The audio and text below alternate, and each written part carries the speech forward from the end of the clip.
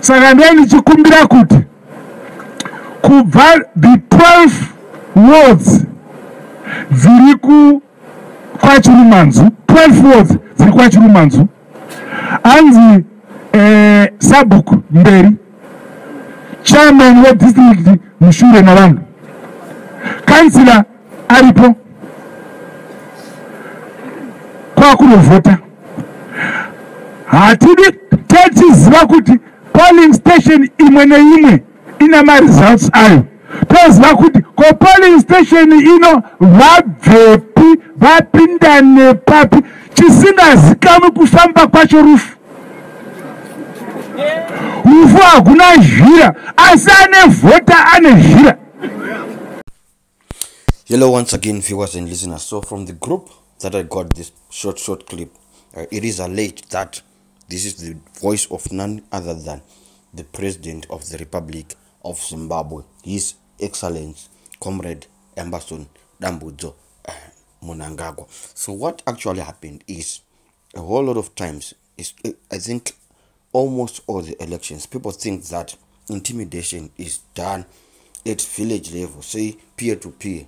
People say a lot of things towards one another that might actually change one's perception in a forceful way to vote for the ruling party. But people now are now saying that if this is the mentality of the president to say, if you vote wherever you vote, we will know who voted for what and we will take action towards that, I don't think it's a good basis for a free and fair election. It means there are a whole lot of questions to be answered concerning the eligibility of the elections.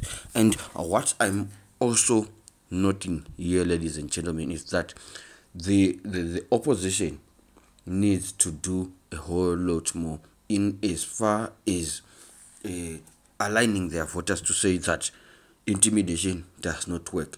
You see, what do you expect of my grandmother now, who is in Lotito, who is being told that we will actually know that you have voted for the opposition, and obviously the resultant is that we will take action. So I've seen a whole lot of times the opposition, or the alternative as they prefer to be called, they actually say to their electorate that they won't know, the people are lying, they won't know.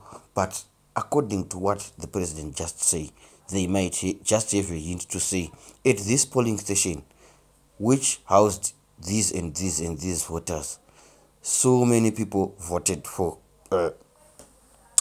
Chamisa.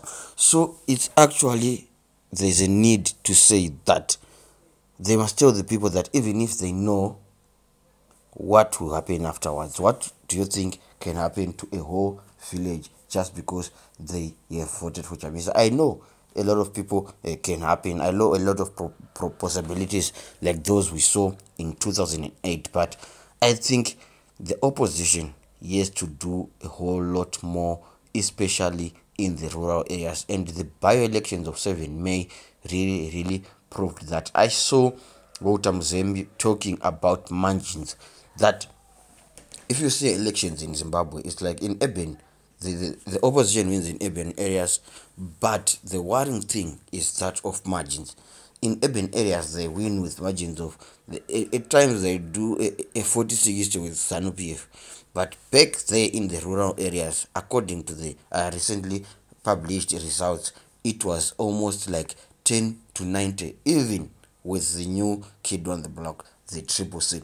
So the opposition guys really have to do a lot in the rural areas. What everything is showing now is that even ZANU-PF needs voters. To say drastic measures like this, it means that they also count on, they also depend on a higher turnout in as far as who votes for them is concerned. So the opposition really has the homework to do a lot. I saw also Charlton Wendy acknowledging the same fact on Twitter, saying that mobilization has to be done so that the rural areas are not spared in these programs. So this is just a very short clip to see how ZANU-PF actually wins in the rural areas. I thank you.